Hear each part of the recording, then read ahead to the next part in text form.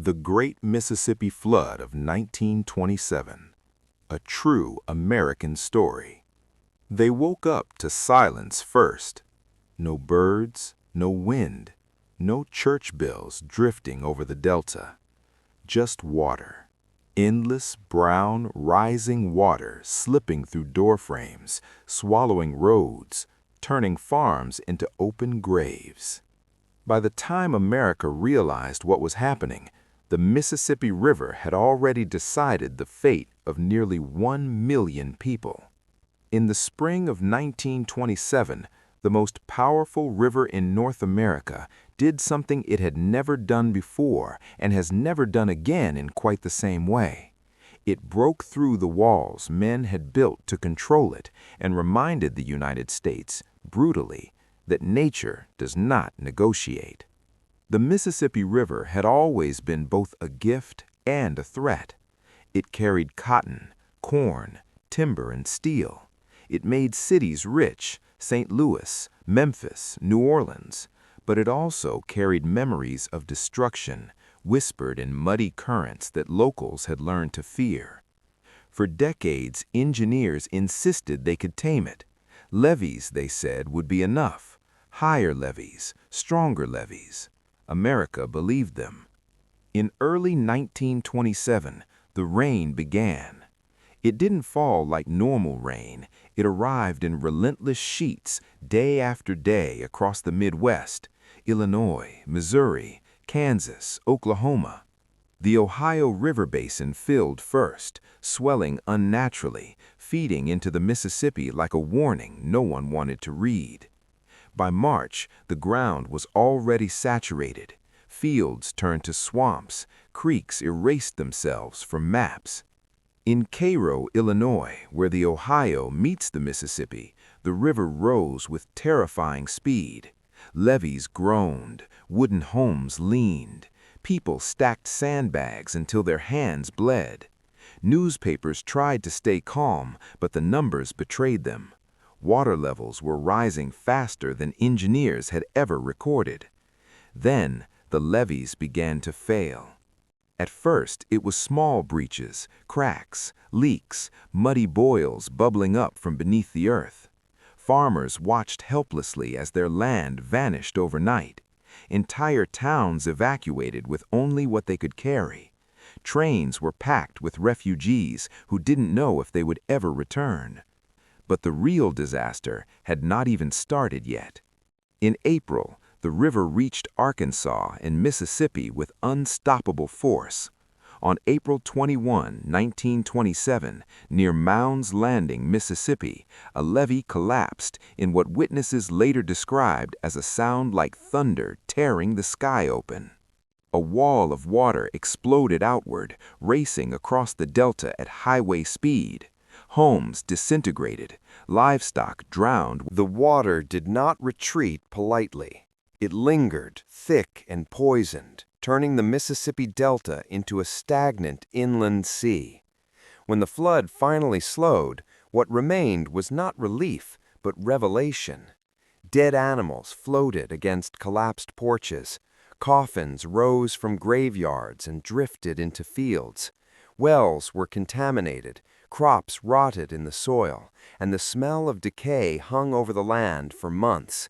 Survivors returned to places that no longer felt like home, because in many cases, home no longer existed. The federal relief camps became the center of life for hundreds of thousands of displaced Americans. Tents stretched across high ground. Wooden barracks were thrown together in desperation. Red Cross flags flew above muddy fields that had once grown cotton. But equality never arrived with the aid. White refugees were often allowed to leave the camps freely, searching for work or relatives. Black refugees were not. Armed guards prevented them from leaving, claiming it was for their own protection. In reality, plantation owners feared losing their labor force. Cotton still needed to be planted. The flood, they insisted, changed nothing.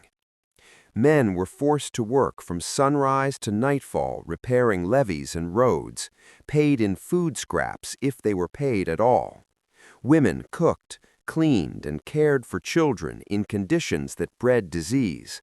Medical care was limited, complaints were ignored, violence was common and rarely punished. News of these abuses leaked slowly, carried north by journalists and activists who refused to stay silent. The NAACP began collecting testimonies. Letters described beatings, forced labor, and starvation. America's image of itself, heroic, united, generous, began to crack. Herbert Hoover, hailed publicly as the savior of flood relief, knew some of the truth. He also knew the political cost of acknowledging it. He controlled press access tightly. Photographs were staged, stories were filtered. The flood was framed as a triumph of American organization over chaos. Privately, Hoover wrote that the flood had revealed deep and troubling social problems. Publicly, he said little. As summer arrived, the scale of economic ruin became undeniable. Farms were bankrupt, banks collapsed, small towns emptied almost overnight. Railroads twisted by water lay useless. Insurance companies refused to pay, citing acts of God. For many families, the only option was to leave. Trains heading north filled with people carrying nothing but bags of clothing and memory. Chicago, St. Louis, Cleveland, and Detroit absorbed wave after wave of migrants. Blues musicians carried stories of the flood in their songs, turning suffering into sound. Years after the water disappeared, the memories refused to dry. In the Mississippi Delta, old men still pointed to empty land and named towns that no longer existed. Children grew up hearing stories of nights spent on rooftops, of screams swallowed by wind and rain, of bodies drifting past lantern light. The flood became a shared trauma, passed from generation to generation like an inherited scar. For those who studied it closely, the Great Flood of 1927 revealed something far more unsettling than broken levees. It exposed how disaster strips societies down to their rawest truths. In plantation records and personal diaries, a pattern emerged. White landowners described loss in terms of property and profit. Black survivors described loss in terms of people, mothers, sons, neighbors who vanished into the water or were worked to death afterward. Their suffering was not collateral, it was systemic. One man, a black sharecropper from Greenville, Mississippi, later testified that he was forced to work on a levee for 3 days without rest while the water rose behind him. When the levee failed, he swam for hours holding his child above the surface. His wife did not survive. The camp commander later told him he should be grateful for the food he was given. These stories rarely reached newspapers. When they did, they were often softened, rewritten, or buried on back pages. America in the 1920s preferred optimism. It wanted progress, radios, automobiles, and booming stock markets, not reminders that modern systems still crushed the vulnerable. Yet the flood quietly reshaped culture. Blues music absorbed it. Songs carried warnings disguised as melody. Musicians sang of rising water, trains heading north, and homes swallowed whole. The flood entered American folklore not as a single event, but as a symbol of betrayal, by land, by government, by promises that failed when they were needed most. At the same time, engineers grew obsessed. The Mississippi River Commission pored over maps, flow rates, sediment data, and rainfall records. The conclusion was uncomfortable. The river was not broken. The strategy used to control it was. For decades, the levees-only policy had dominated American flood control thinking. Keep the river high, contained, fast-moving, prevent overflow at all costs. But in doing so, pressure built relentlessly. When failure came, it was catastrophic. After 1927, a new philosophy emerged, one that accepted flooding as inevitable and sought to decide where it would happen.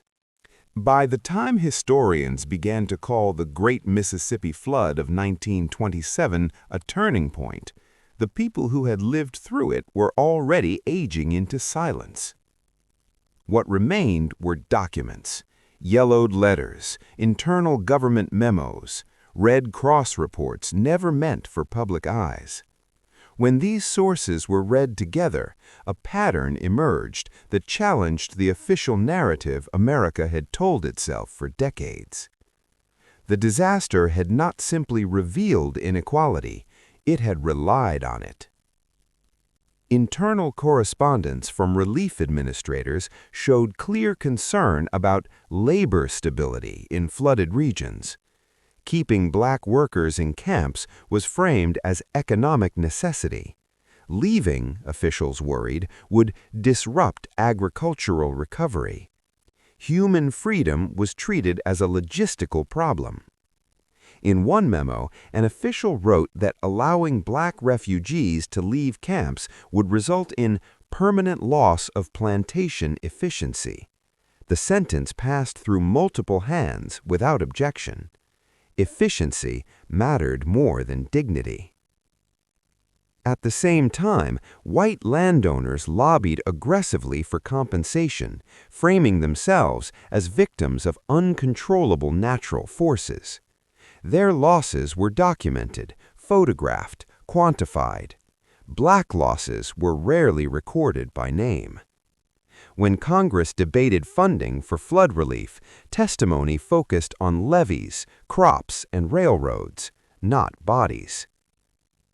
The Mississippi River Commission continued its work with relentless intensity. New levees were higher and stronger. Spillways were integrated into a grand system of control. The river was no longer seen as a living force, but as a problem to be managed. Yet even the engineers understood the risk. Some privately warned that confining the river would increase downstream danger. Sediment buildup would raise riverbeds. Levees would need constant expansion. Control would require endless maintenance, endless money, endless vigilance. The river, they wrote, was being trained but never tamed. Decades passed. Survivors died. Their children moved on. The flood slipped further into the past. Then, in 2005, history echoed. When Hurricane Katrina struck New Orleans, levees failed once again. Water rushed into neighborhoods with familiar cruelty. In the decades after the flood, something subtle but powerful happened to American memory. The disaster was remembered, but not fully confronted. It became an engineering story rather than a human one, a tale of broken levees instead of broken lives. Textbooks praised the Flood Control Act of 1928 as progress. They spoke of dams, spillways, and federal authority. Rarely did they speak of the people trapped on levees, guarded by rifles, or the families deliberately flooded to protect wealthier cities. Memory was shaped by convenience. But memory has a way of resurfacing. In small towns along the Mississippi, family stories survived where official records did not. Grandparents spoke of neighbors who vanished without graves, of nights when lanterns reflected off water as far as the eye could see, of promises made by officials that dissolved faster than the floodwaters. One woman in Arkansas later recalled watching her schoolhouse float away intact, drifting silently like a ghost. She said the quiet was worse than the noise because it meant the world she knew had already ended. These personal histories slowly made their way into academic research. By the late 20th century, historians began reframing the flood not as a failure of infrastructure, but as a failure of justice.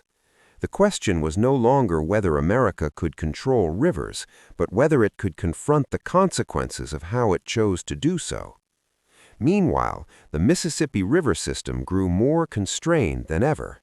Levees climbed higher, channels were straightened, wetlands were drained. Natural floodplains that once absorbed excess water were sacrificed for development and agriculture. Each intervention solved one problem while quietly creating another. The river moved faster now, carrying more force downstream. Scientists warned that this acceleration increased flood risk elsewhere. Sediment no longer spread naturally across the delta, causing Louisiana's coastline to erode at alarming rates.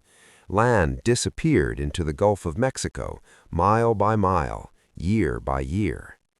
The flood of 1927 had reshaped the river's management, but it had also set the stage for new vulnerabilities. As climate change intensified, by the early 21st century, the Great Mississippi Flood of 1927 had become more than history. It had become a reference point, a shadow that followed every major flood forecast, every emergency meeting, every debate over infrastructure funding. Engineers no longer spoke in absolutes, they spoke in probabilities.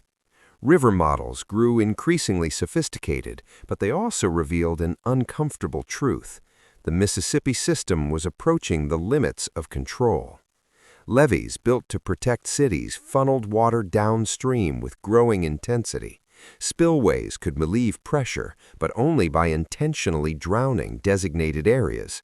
Control required sacrifice, and sacrifice required consent that was rarely unanimous. In communities near the floodways, families lived with quiet anxiety.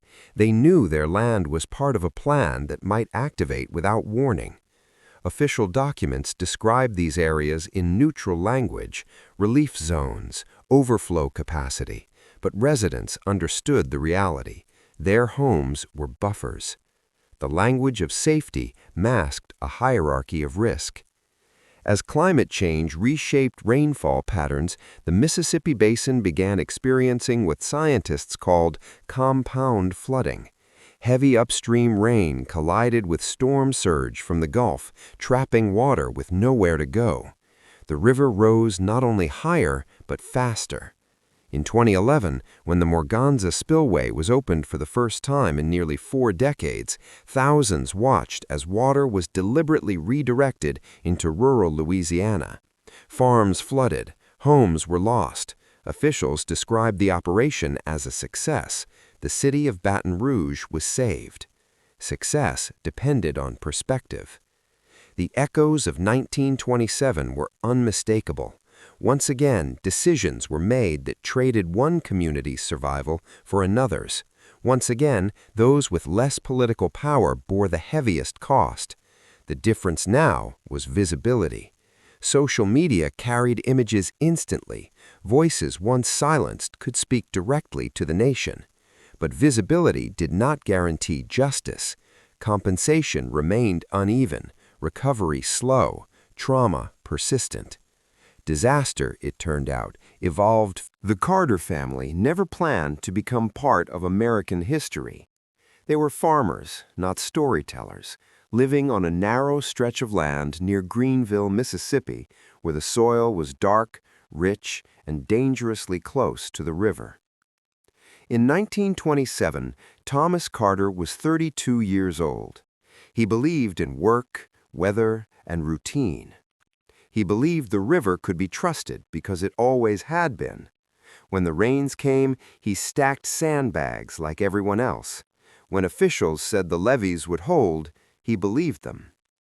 On the night the levee broke, belief became useless. Thomas woke to the sound of water tearing through wood.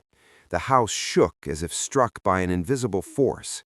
He grabbed his wife Eleanor and their 2 children, running barefoot into darkness.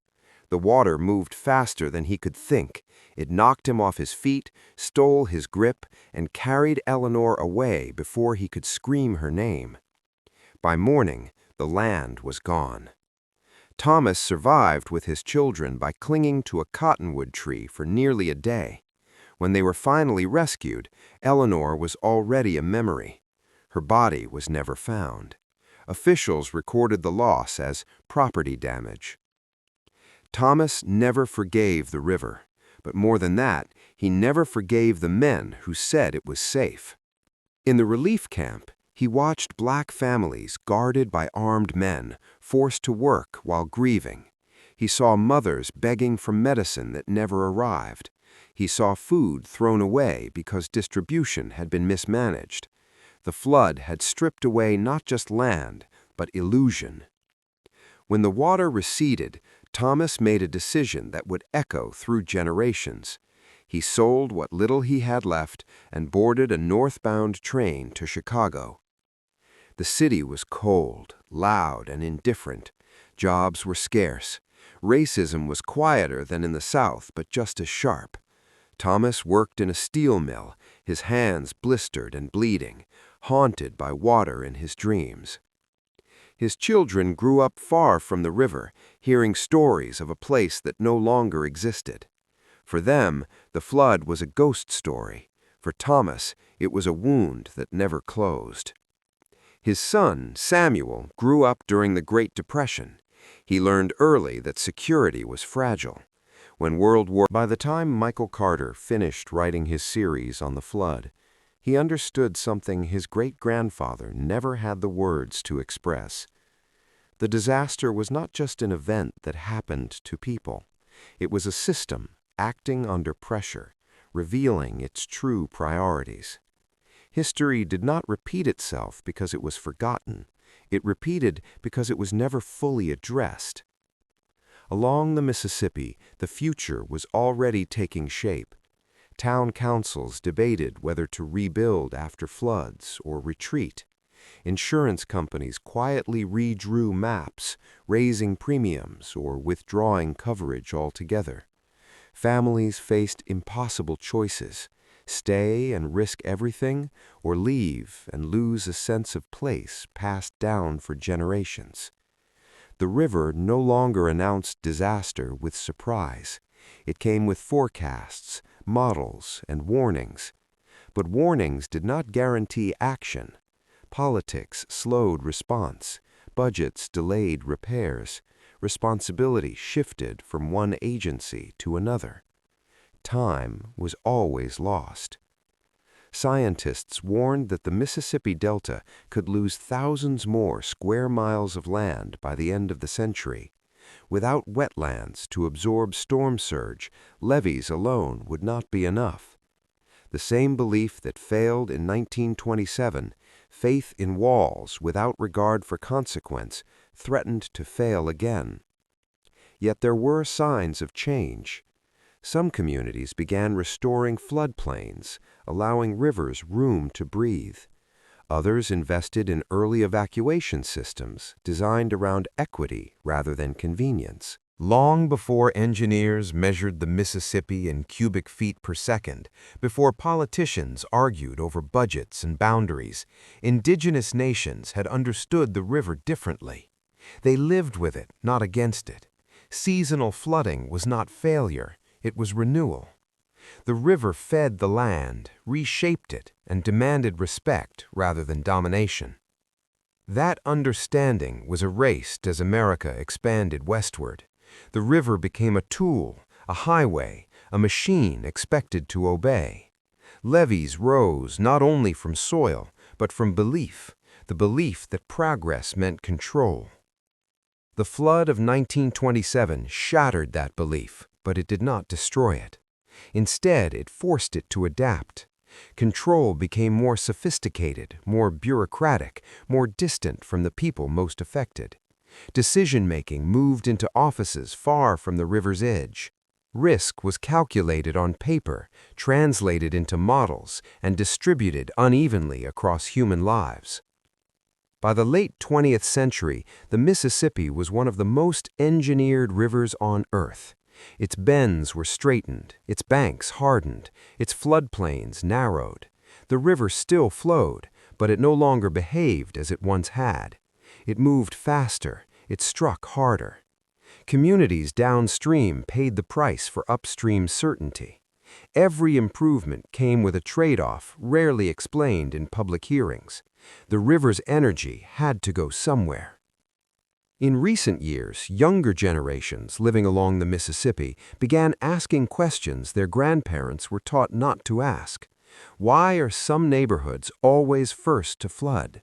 Why are some areas rebuilt again and again, while others are abandoned?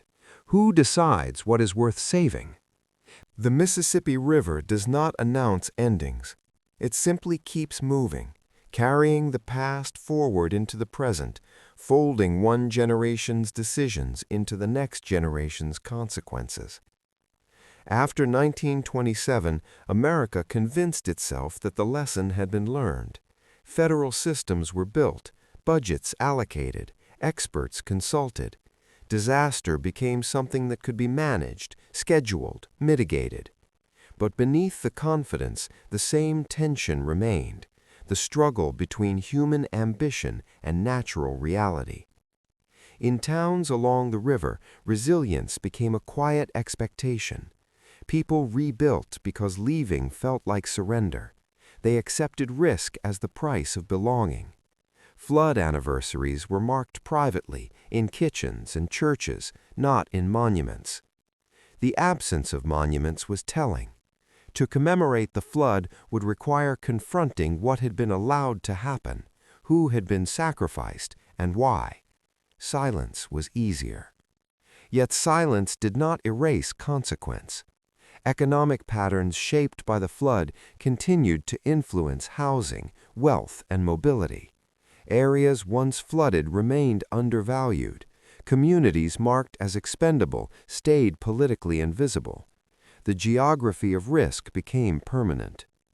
Children grew up hearing conflicting messages: trust the levees, but keep an evacuation plan; believe in protection, but expect failure.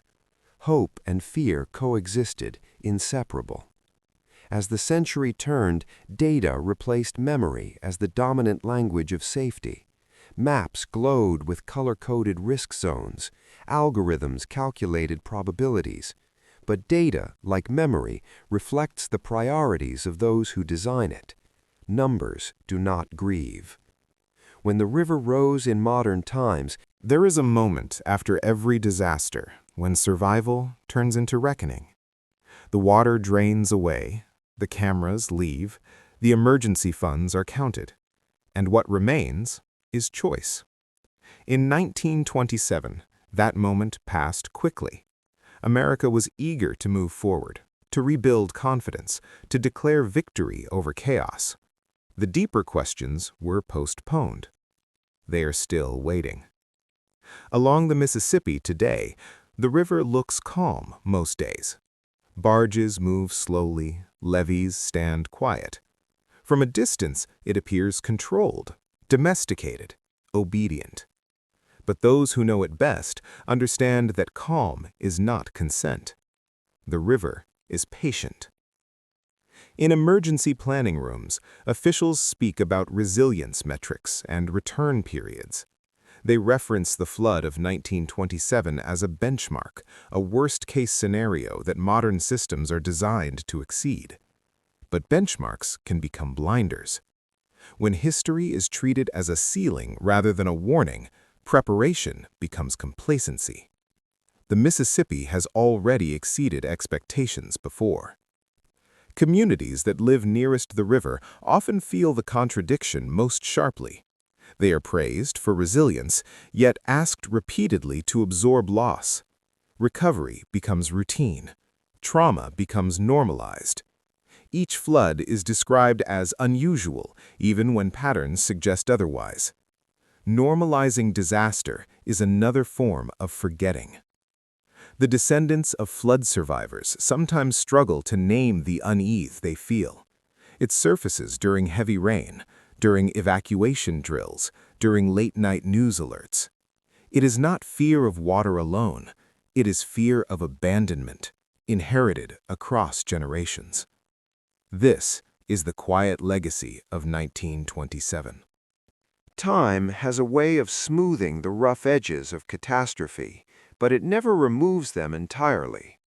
Along the Mississippi, the past still leaks through the present, not in dramatic floods every year, but in smaller moments. Policy debates, zoning maps, evacuation routes drawn through neighborhoods already marked by vulnerability. The flood of 1927 created a geography of memory even where monuments were never built. Some towns learned to measure time by high water marks scratched into brick. Others learned to read danger in the smell of the river after heavy rain. These were skills passed down quietly, outside of textbooks and emergency manuals. As America entered the era of climate reckoning, these local knowledges gained new relevance. Scientists spoke of uncertainty, but communities had lived with uncertainty for generations. What felt new to policymakers felt familiar to those who had always existed on the margins of protection. Yet familiarity did not mean acceptance. Grassroots movements along the river began demanding a voice in decisions once made without them. They asked why flood control projects prioritized commerce over community, shipping lanes over shelter, profit over people. They asked why history's lessons were acknowledged in speeches but ignored in budgets. These questions unsettled institutions built on the assumption that expertise alone justified authority. The legacy of 1927 hovered over these debates like an unspoken reference point. It reminded everyone that disaster management without justice merely reorganizes suffering, that recovery without repair of inequality guarantees repetition. Slowly, some policies shifted. Environmental restoration projects sought to rebuild wetlands lost to decades of control. Buyout programs offered families a way out of high-risk zones, though not always with dignity or fairness. In moments of quiet, when the river ran low and the banks looked harmless, it was easy to believe that the worst was behind. This illusion had always been the Mississippi's greatest ally. Calm invited forgetting, and forgetting invited repetition. Policymakers spoke increasingly about resilience, but resilience often meant endurance rather than change. Communities were praised for staying, for rebuilding, for absorbing loss again and again. Leaving was framed as failure. Adaptation was discussed, but rarely funded at the scale required. Courage was demanded from those with the least margin for error. The logic was familiar. It echoed 1927 in a modern accent. In the Delta, some towns slowly emptied not from a single disaster, but from many small ones. A flooded school one year, a ruined harvest the next, insurance premiums rising until they became impossible. Young people left first, seeking stability elsewhere. Those who remained grew older, more isolated, and more exposed. This too was a flood, slower, quieter, harder to film. Researchers began calling it climate attrition, lives eroded not by sudden catastrophe, but by accumulated pressure. The Mississippi did not need to break its banks to transform communities.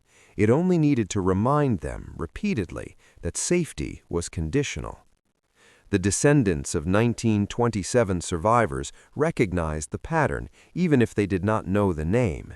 They felt it in choices their parents made, in the places their families no longer lived, in the way opportunity seemed to flow away from the river rather than toward it. History, they realized, was not behind them, it was underneath them.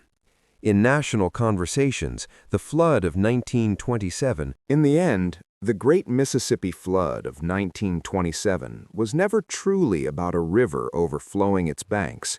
It was about a nation encountering the limits of its confidence and deciding, again and again, how to respond. The water rose because rain fell, because rivers merge, because gravity works. But the scale of suffering, who lost homes, who lost freedom, who lost their future, was shaped by human choice. Levees broke, but so did promises. Rescue arrived, but not equally. Recovery came, but unevenly. The flood revealed what progress alone could not hide. that control without humility creates fragility, and safety built on inequality cannot endure. For many, 1927 became the moment that forced departure, scattering families across the country, reshaping cities, music, labor, and identity. For others, it became a quiet inheritance of fear and resilience passed down without explanation. And for the nation, it became a foundation, both literal and moral, on which modern disaster policy was built. That foundation remains unfinished. Every flood since has carried the echo of 1927. Every debate over levees, spillways, evacuation, and retreat